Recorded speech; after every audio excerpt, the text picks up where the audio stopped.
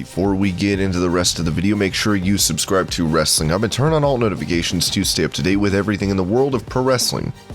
Also, don't forget to follow us on Instagram at WrestlingHubOfficial and also follow us on Twitter at Wrestling_Hub.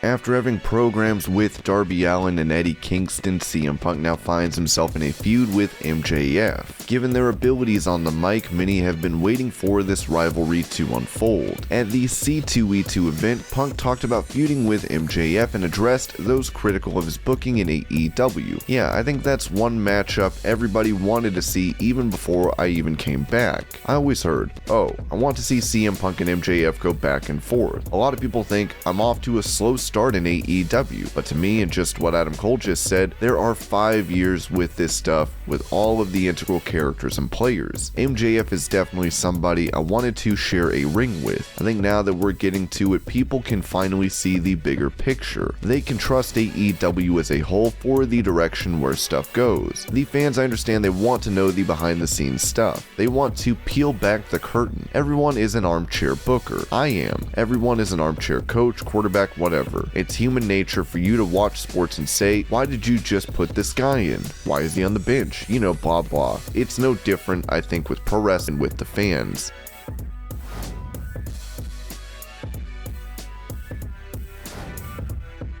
During that same event, Punk also touched on working in AEW, saying one of the best things about the company is that they enjoy making fans happy. To me, one of the best things about AEW is we enjoy the payoffs. We like making the fans happy instead of just for some reason making them miserable and doing stuff just to piss them off. Sometimes the happiest outcome is the most obvious one. We don't really feel the need to beat anyone over the head with switching it just because they figured it out first. I enjoy making the fans happy. That's one of the biggest, that's like the juice for being a pro wrestler, is getting reactions out of the crowd. When it comes to him and me, you ain't seen nothing yet.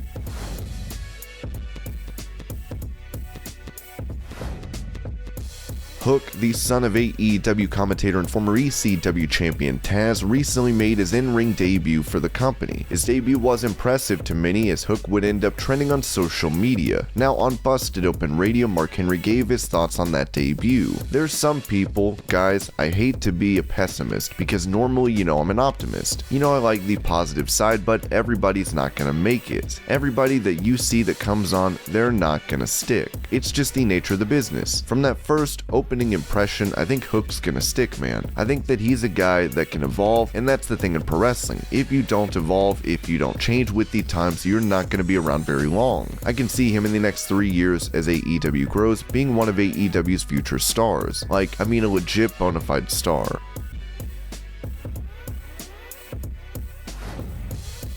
With Jeff Hardy being recently released from WWE, his brother Matt has already hinted at the two possibly reuniting in AEW. While it would be great to see Jeff back in action, many want him to get healthy before continuing his in-ring career. This sentiment was shared by Jim Cornette. As he noted on his podcast, everyone is thinking, oh, now we are getting the Hardy Boys reunion. I know everyone really wants that to happen, and I'm not saying it would be a bad thing, but right now it would be ridiculous. Tony Khan has to realize that short term, it would be a huge pop. But if you do not rectify the problem he just had before, is he going to have it in another place? It would be a lower pressure environment. Sometimes lower pressure environments bring out bad habits. Or it would be a lower pressure he would be in, and these kinds of things will not happen. But the point is, you have to think twice because you were just taking a chance.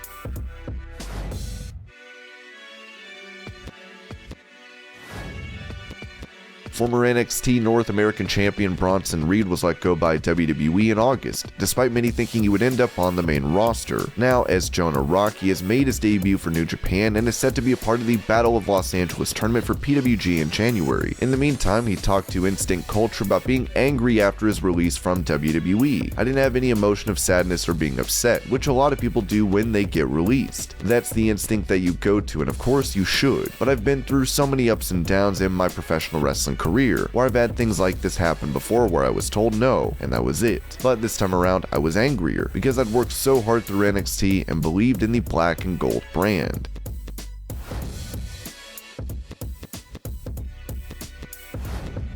After announcing a temporary hiatus, Ring of Honor would release all their wrestling talent. Former ROH champion Jay Lethal is now a part of AEW, as he recalled the company letting talent know they were closing up shop, saying this on Talk Is Jericho. "We're in a Zoom call, and they dropped this bomb on us. A whole roster Zoom call, 50 people. One telltale sign that something bad was happening was normally these Zoom calls just involved the people who were about to do our TV tapings. This Zoom call had literally everybody, even the people who were overseas that couldn't make the show." I was like, oh boy. Literally, while the Zoom call meeting is going on in the middle of this big announcement, I'm thinking, oh man, what's the next step for me? Completely out of the blue. Not to give too much. I'm not sure who I will piss off by saying too much of this, but we had gotten an email announcing that we were going to have the Zoom meeting, and the email sounded promising. Like, hey, we've got a taping that's coming up. We're going to discuss 2022, the early parts of it. So all of us, we were like, all right, this is exactly what we wanted to hear. Going into the meeting, I would definitely say and I can't speak for everybody, but I was caught off guard.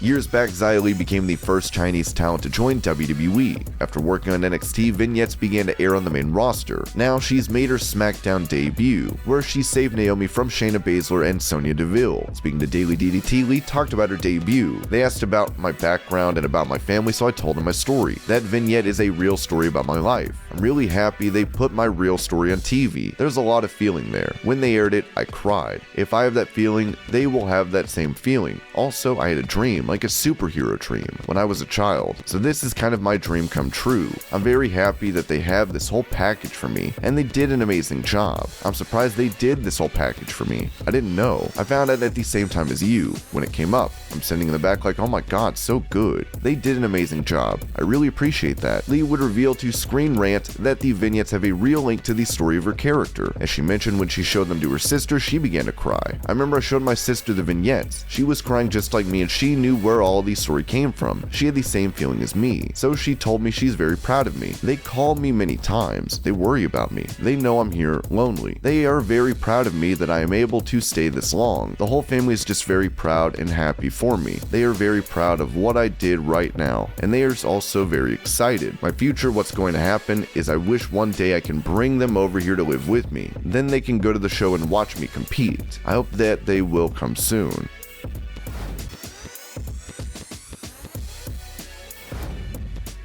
In some unfortunate news, pro wrestling star Jimmy Rave passed away recently, as Bill Burns shared this on Twitter, writing, "James Michael Guffey has died at the age of 39. James was best known as professional wrestler Jimmy Rave. His career, which started in 1999, continued for over 2 decades. He was a 2-time NWA World Junior Heavyweight Champion. He appeared in Total Nonstop Action Wrestling, where he teamed with Lance Hoyt, Rock as the Rock and Rave Infection. Outside of wrestling, he held the position of director of the Bartow County, Georgia Pierce Support Wellness and Respite Center for several years. James had been struggling with drug addiction for many years. His struggles resulted in the amputation of his arm and later both of his legs. James is survived by his ex-wife Felicia, daughter Kyla, and parents Jim and Tony. At the time of his death, he was living in the Philadelphia, Pennsylvania area with Gabby Gilbert. Rest in peace.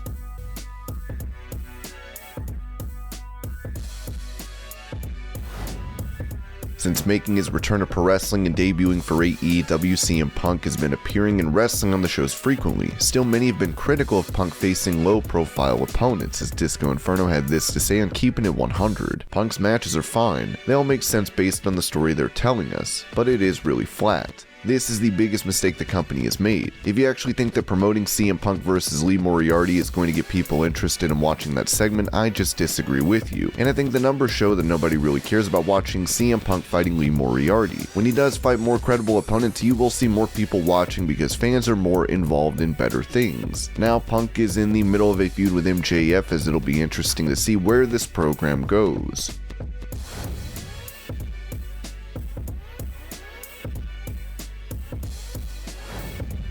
When it comes to the topic of who will replace Vince McMahon, many see Stephanie McMahon and Triple H stepping up for that role in the future. Speaking of the McMahon family, former WWE referee Mike Chioda was asked about the relationship between the family members. When asked if anyone told Triple H that dating Vince McMahon's daughter was a bad idea, he revealed that Shane was the one to do so. Yes, Shane did advise Triple H against dating Stephanie. Shane McMahon did. That's why the feud fell out. That's for sure. It was a thing from Vince Sr. that came around many years ago. They didn't want anybody dating talent. None of the kids and none of their family. He didn't want them taking bumps, which that didn't happen. I think Shane really had a big part of that, and that's why Shane and Triple H had a falling out for many years, and that's why Shane was exiled for 10 years. Shane is still not on the top of the list. Where is he at now? Is he in the office? Is he running things? Is he vice president? Is he vice CEO? Can somebody tell me where he's at right now, because he should be there? I mean, even with Triple H out, you're going to have John Laurinaitis, Road Dogg, and Scott Armstrong running the business. You're not going to have Shane McMahon there. Where is he at? It's boggled me for many years too. A lot of heat there. It gets more interesting, believe me. It's sad because when I started working for this company, there was Linda McMahon, Vince McMahon, Shane McMahon, and Stephanie McMahon, and now it seems to be all broken apart. All the money in the world probably can't fix it. They have all the money in the world, a publicly traded company, which is okay. The family is torn apart at this point, I think. Maybe not torn apart all the way, which I hope not, but it's torn apart. With him still recovering from his heart procedure, it was recently reported that Triple H is likely never going to wrestle again.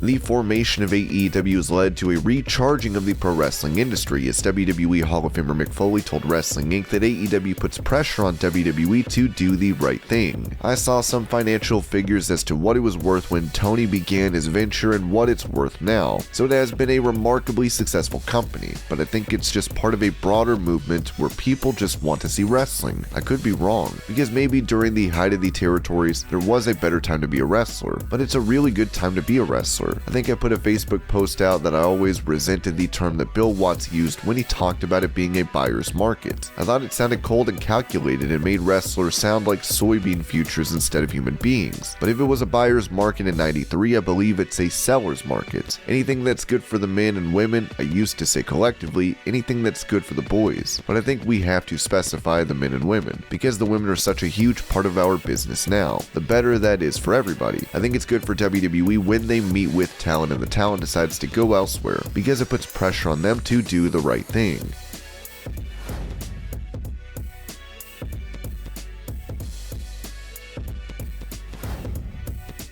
Following his release from WWE, Jeff Hardy has now commented on the situation. As a user on Twitter noted, Jeff Hardy said on Matt's Twitch stream that he would love to do an Ultimate Deletion tag match with Matt Hardy one day. For those unaware, Jeff was taking part in a live event tag team match where he appeared to look sluggish in the ring before tagging out and leaving through the crowd with security, which led to his release. Matt Hardy previously noted that his brother is doing fine and has even hinted at the two reuniting in AEW. Also, there has been a rumor floating around about Jeff wanting to be released, as Fightful reported. It seems silly to address this at all, but according to those close with him I spoke to, Jeff Hardy wasn't trying to get fired from WWE. He wasn't working to get out of his deal. The exact phrase I was given was that it was an absurd take. Matt Hardy would add during his Twitch stream, saying before anyone rushes to judgment, obviously WWE drug tested him after all this stuff. Wait until you hear the results of that, and when that comes back clean, then hopefully people will feel better about it. Another report previously noted that Jeff Hardy appeared to be acting normal prior to the match and seems sober, as we hope everything is going well for him.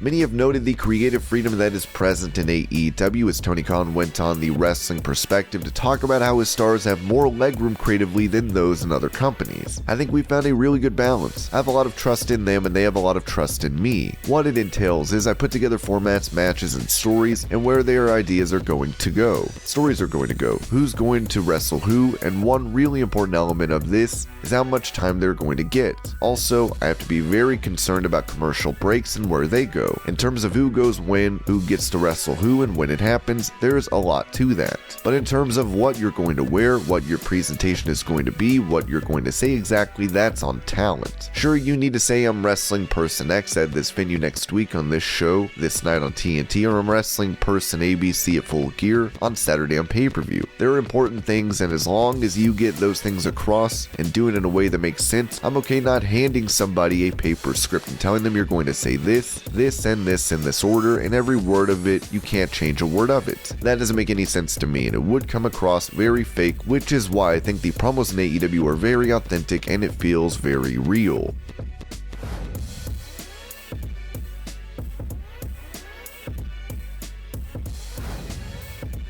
At an independent wrestling event, YouTuber and wrestler Hannibal attacked a referee, Lance Del Toro. While Hannibal claims it was a part of the show, many of those there claim otherwise. Del Toro's head would end up gouged with a spike, as it was further noted by Fightful. For those asking about why charges weren't pressed, we're told that's still a possibility. In asking those who worked the show, we're told that Nicholson, Hannibal, had personally reached out to Del Toro to set up the spot. A wrestler that worked on the show, Clayton Bloodstone, gave details on what transpired. They planned a blade spot, but Hannibal took it much further. I guess the ref's blade wasn't working, and Hannibal began stabbing him in the head multiple times. The ref went immediately to the hospital. We all thought he was going to die. Many of the guys in the back were very visibly shaken from it. Hannibal gave zero fucks. He acted like it wasn't a big deal. He was in his RV pretty much the whole time before his match. The ref that reffed his match believed he was intoxicated and warned Carlito, who was working Hannibal, to be careful and end the match ASAP.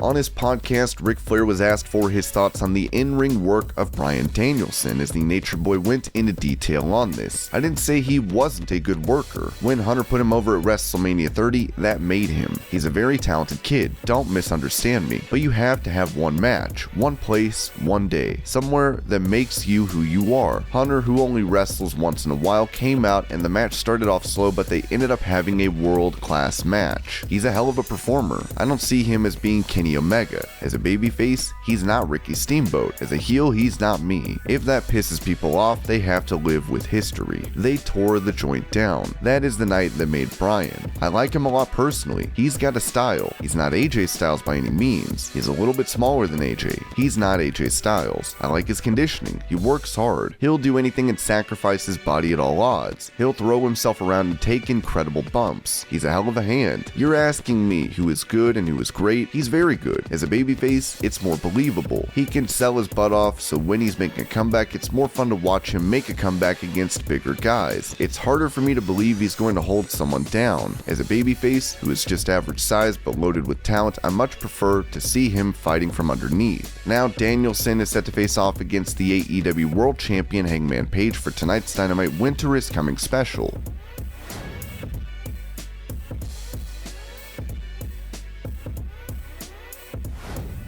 With MJF previously stating he'll go to whatever company offers him the most money when his AEW contract is up in 2024, it seems there might already be interest coming from WWE. F4W Online would report that not only WWE, but their TV partners in Fox and USA want MJF. An individual at one of those networks, who has been a very reliable source, told me, I actually stopped what I was doing and listened to him. I don't think I've done that with pro wrestling in a long time. He has everything we would want. It really depends on if he could be that same person on WWE TV. We want new stars to be the focus within the next few years. That's the plan. Given his high-profile feud with CM Punk, it seems WWE is taking a look at MJF and could try their hardest when the time comes to sign him.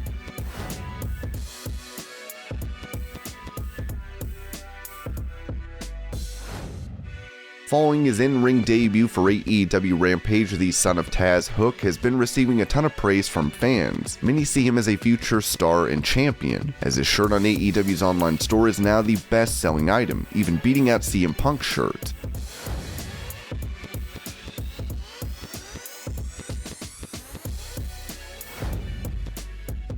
EC3 made it known at Ring of Honor Final Battle that he was forming a stable that intends to disrupt the gatekeepers of the wrestling industry. With him already having Braun Strowman as a part of this group, it seems another former WWE star has joined. Former NXT champion Killer Kross has put out a post and graphic indicating he has joined the group, with him noting, "It is through this awakening I have seen the gatekeepers of this industry are nothing when they face of men of action. There is no defense for those with free will, those who hear the cheers of their ancestors, those who feel the beat of their wild hearts. Control your narrative." With EC3 already having promoted 2 events under this name, it remains to be seen what is next for this group.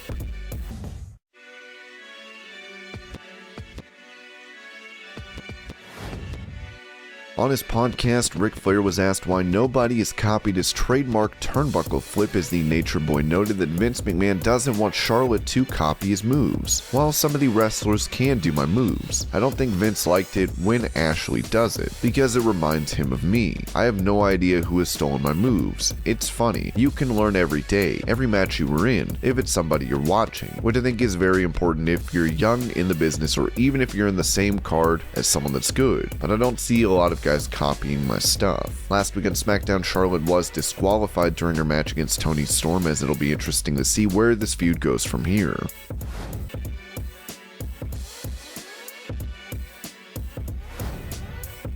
On AEW Dynamite, the war of words between MJF and CM Punk continued as the Salt of the Earth grabbed a microphone to say this to Punk. "I didn't realize that having an undefeated streak and a string of underwhelming matches against underwhelming opponents made you championship material. I thought that just made you the new Ryback." With Punk previously accusing Ryback of being unsafe in the ring, this got a huge reaction from the live crowd as well as fans online. This prompted Ryback to issue a response, telling MJF, "Thanks to the shout out, now you have your big chance of being an enhancement talent working with an underwhelming opponent."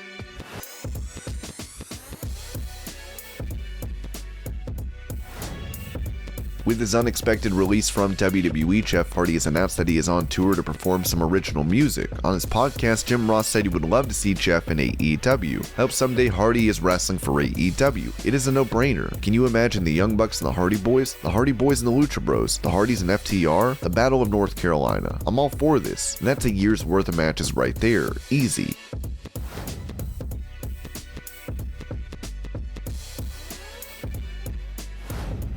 With the contracts for Kyle O'Reilly and Johnny Gargano expiring recently, many are wondering where they will end up. While WWE reportedly expects one of these two to stay with the company, Kyle O'Reilly dropped an AEW tease on Twitter. With AEW posting a segment featuring Adam Cole, the Bucks, and Bobby Fish with a present, O'Reilly would reply asking what's in the box.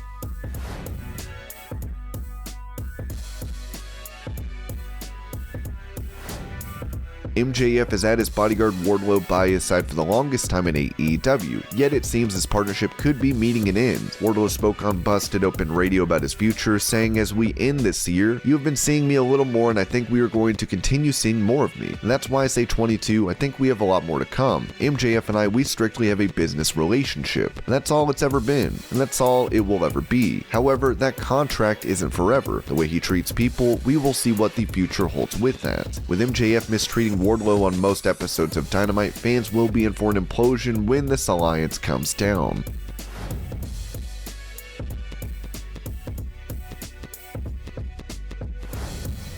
With Ring of Honor closing up shop, many wrestling stars are now free agents, and according to BodySlam.net, AEW's picked up a former ROH standout. I spoke with multiple sources and have confirmed that Brodie King is signed with All Elite Wrestling. When I asked about King's signing, one source told me that he was told on Thanksgiving weekend it was a done deal, and that he believed the signing happened almost immediately following the ROH news. With Malachi Black teasing a new member of his faction, many have already assumed it was Brodie King, given they reunited at a PWG show and became tag champions.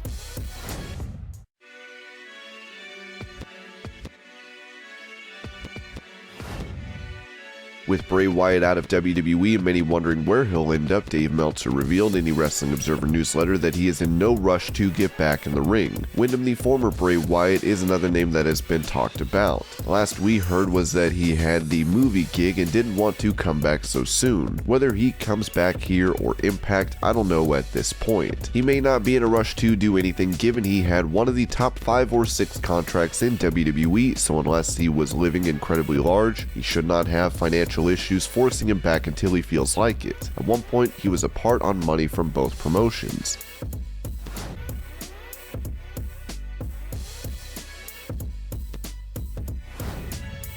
November of last year, Zelina Vega would find herself being let go by WWE due to her streaming on Twitch. The company had put in place a ban on their talent using third-party platforms, as Vega had to give up a ton of money to get re-signed. Meltzer gave a rundown of the numbers, reporting that there was a leaked data breach at Twitch, which showed company payouts over the 2-year period from September 2019 to September 2021 to pro wrestling personalities. Basically, there is money in this, but if you aren't Paige Zelina Vega, who no longer can do it, or Adam Cole, it's not big money. Over the 2 years, Paige was paid $478,000, Vega was paid $341,000 but is no longer allowed to do it, Cole was paid $318,000. Others listed were Impact Wrestling at $69,000, Tyler Breeze at $43,000, Eva Luna at $35,000, Cole Cabana at $32,000, and Xavier Woods, who also is no longer allowed to do it, at $25,000.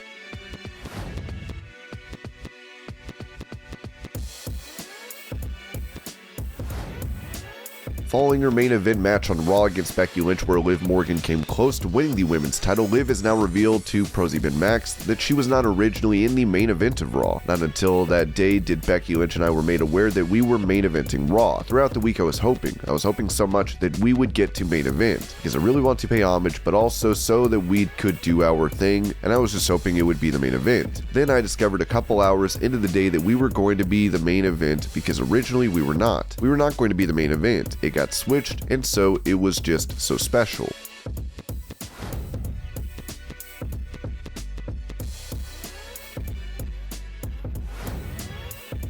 Following his WWE contract expiring, former NXT champion Johnny Gargano could be getting ready for a run outside the company, possibly debuting for AEW. On his Twitch stream, Gargano spoke about the match between Hangman Page and Danielson on Dynamite, saying he'd love to get his hands on the American Dragon once more. I did watch the match, it was fantastic. They're both amazingly talented. I wrestled Bryan twice on the indies, both times for AEW in Cleveland. I've said time and time again that he's the best wrestler in the world. I know I say a lot of people are one of the wrestlers in the world. I truly believe Bryan is the best wrestler in the world. For my personal opinion, just because I have been in the ring with him, so I kind of know from experience, but I don't know how to explain it or say why he's the best. You just gotta be in there with him and you just know Bryan is the best. It's a shame that we never got a chance to. We haven't tangled in the last couple of years, but hopefully at some point down the line that can happen.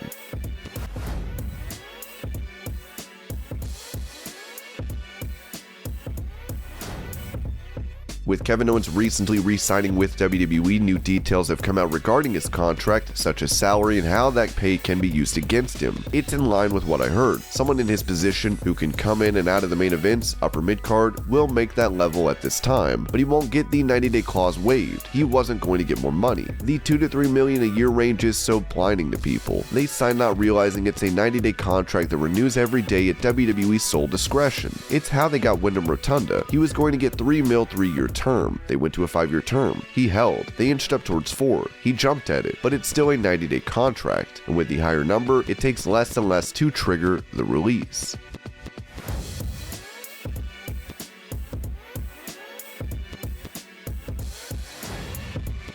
Speaking of Kevin Owens re-signing with WWE, it seems his good pal Sami Zayn might have done the same, as it was noted in The Observer that there has also been locker room talk that Sami Zayn did re-sign with WWE as well, but WWE sources have not confirmed Zayn having signed to us yet.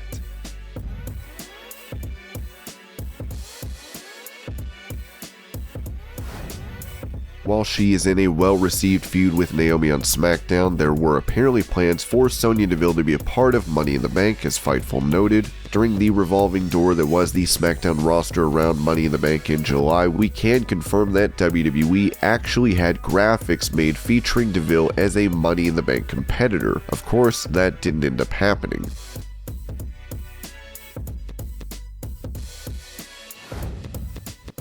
For AEW Rampage, the son of ECW legend Taz, Hook, made his long-awaited in-ring debut as he defeated Fuego del Sol. While many fans were excited for this match, a critic of AEW even found this debut impressive, as Jim Cornette had this to say about it on his podcast. "I am not necessarily saying this was the greatest debut in pro wrestling history or as good as Ronda Rousey at WrestleMania 34, which had a lot more high-priced talent involved and had a lot more rehearsal. However, I said on the show a few months ago, you never get to see anybody anymore that when you first see them you're like, oh wow, like you would before everything was put on the internet. You could always find a wrestler who can surprise you, but in this case, they managed to do it because, if anything, from the way he was just hanging around a couple of months ago, he got physical and threw a few kicks, but it didn't do much for him. You lowered expectations for him. All of a sudden, he's better than expected, and people are getting into it, so it was a combination of a really good debut, and he's got a lot of talent and has a lot of oomph to him, to his personality, and people are just surprised because it was better than they thought it was going to be. I really enjoyed it. Hook already has another opponent set up for him, as Tony Khan wrote. Thanks to Taz and Hook, this Christmas AEW Rampage, I'm giving the world the gift of Hook. It will be a much bigger test. Hook versus Bear Bronson on Saturday night, December 25th at 9 p.m. Eastern, as part of a huge Christmas night Rampage at a special night and time.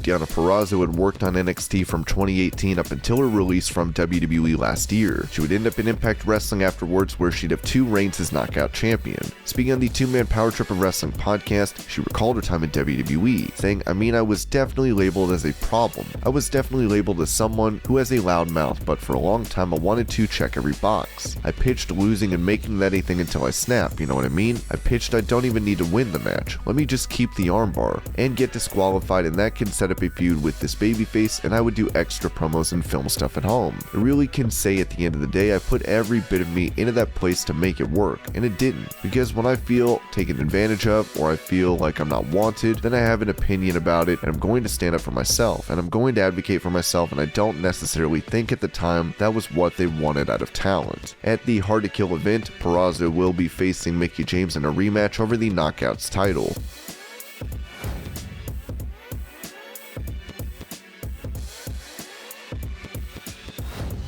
While Bret Hart is seen as an all-time great in pro wrestling, it may surprise you to know that he was embarrassed about entering the business, as he told the Calgary Sun. When I got into wrestling, I never had any idea that I would be in this kind of a situation where people were celebrating my impact as a pro wrestler. When I got into wrestling, it was considered just a step up above topless dancing. I remember being kind of embarrassed in those days. I remember I'd been wrestling for my dad for about 3 weeks. I met a girl I knew at a shopping mall. She asked, "So what are you doing these days?" I said, "Well, I'm working for my dad nowadays. I'm a wrestler." I remember she looked at me and said, "I'm so disappointed. You had so much more potential to be something much bigger than that. I'm a pro wrestler now, whether you like it or not."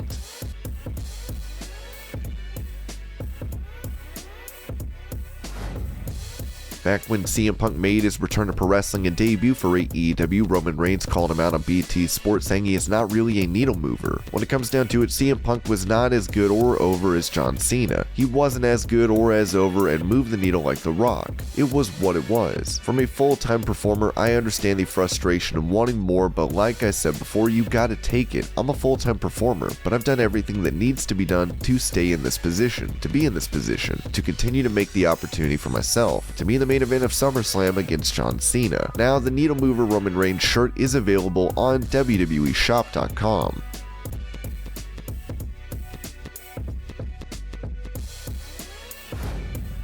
With Ring of Honor temporarily closing up shop to reinvent themselves, the company would release all their wrestling talent. This has led to some fans thinking the company will shut down for good, as ROH COO Joe Koff touched on this rumor, saying this on the ROH Strong podcast. "What seeped into the narrative is that we were shutting down, when all we announced is that we were not doing any live events in the first quarter. We never used the words shutting down."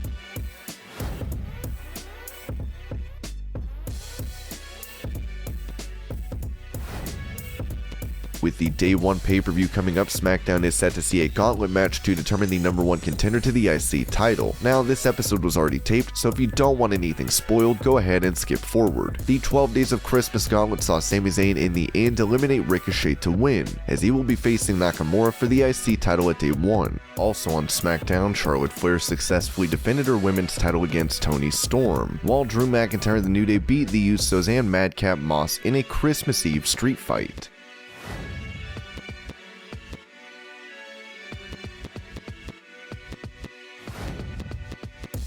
On NXT, Cora Jade is making a name for herself as she is in a feud with the women's champion Mandy Rose. Since Cora can be seen coming to the ring on a skateboard, this prompted AEW star Darby Allin to comment on Jade's character, as he took to Twitter to write, "Skating is a huge part of my life, not a fake character for TV." Jade would reply, bringing up Allin being accused during the Speaking Out movement. "Being a good person with no abuse allegations against me is a huge part of my life, and not just a character I play on TV." Both these posts have since been deleted, but not before many took notice. With reactions to this, one user wrote, "Oh cool, Darby Allin is trending. Something cool must have happened at Winter is Coming. Nope, it's just him getting bodied by a 20-year-old NXT star." Another fan wrote, "I stopped paying attention for like 20 minutes and Darby Allin is getting hatred left and right while Cora Jade is a hero. What on earth happened?"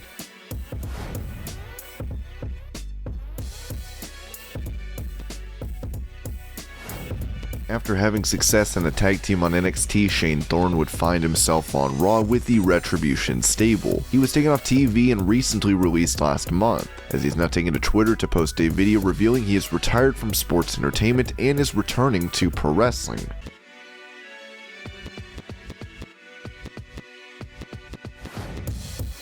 With AEW continuing to be a force in pro wrestling on cable, Tony Khan has taken to Twitter to call out Fox News for not being able to keep up with his promotion and ratings. "Hey Fox News, it's amusing hearing you opining about AEW ratings considering Dynamite on Wednesday has beaten every single Fox News show for 6 straight weeks."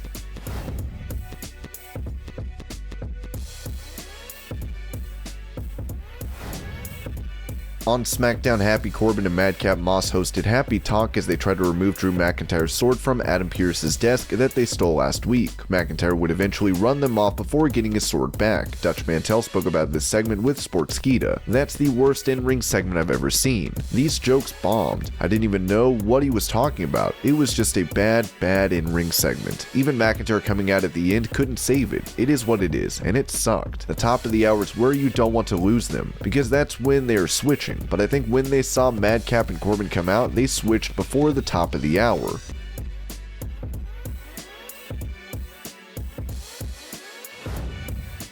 Since WWE has been releasing many of their wrestling talent and backstage staff for the past couple of years, it makes sense that tensions have risen backstage in the company. But the same could be said for AEW now. Recently, AEW President Tony Khan came under fire after Urban Meyer was fired from his role as head coach of the Jacksonville Jaguars on the 16th. Given the Jaguars are partly owned by Tony Khan, he has come under fire. ESPN reported that the Jaguars plan to withhold the remaining guarantees on Meyer's contract, with him having 4 years left on his deal. This comes over a month after Khan criticized WWE over their previous round of releases, with him saying WWE only gives out temporary contracts these days. Andrew Zarian would note that both WWE and AEW are experiencing issues behind the scenes. There seems to be a divide happening between talent in both companies. Spoke to multiple sources yesterday and they feel like many would not go to the other side if there was an opportunity, either your team WWE or team AEW for many.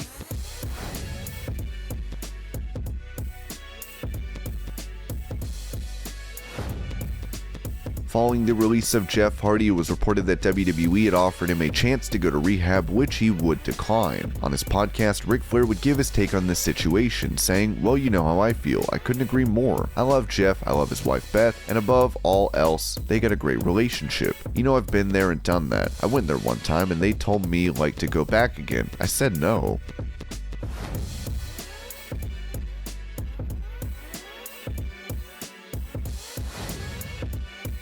Back in July, Bray Wyatt would end up being released from WWE to the shock of many fans. Talking about the reason behind him being cut, Dave Meltzer noted on Wrestling Observer Radio, Bray Wyatt is a completely different situation. Wyatt scared a lot of people, because if someone like Wyatt gets fired, then only guys like Roman Reigns, Randy Orton, and Brock Lesnar are safe. I think that's not really the case when you are at that level. The only reason someone would want to cut someone like that would be if they wanted out and made a lot of noise about it.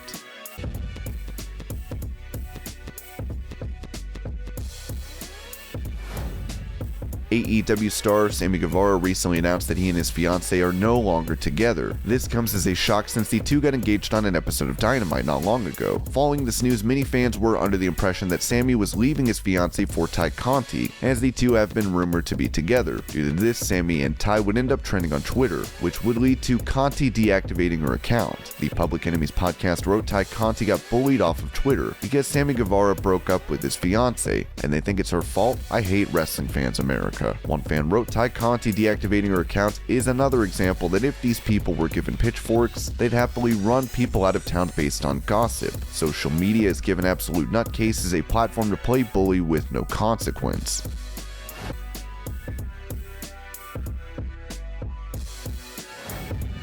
Drew McIntyre looks set to take on Madcap Moss at Day 1. Dave Meltzer gave an update on potential plans for his booking, with him saying it's probably just to give Drew a win since obviously Roman and Drew are going to get together. I'm surprised, but it makes sense. McIntyre made it known that he is looking to continue picking up victories en route to facing the Universal Champion, which will be interesting to see when the time comes.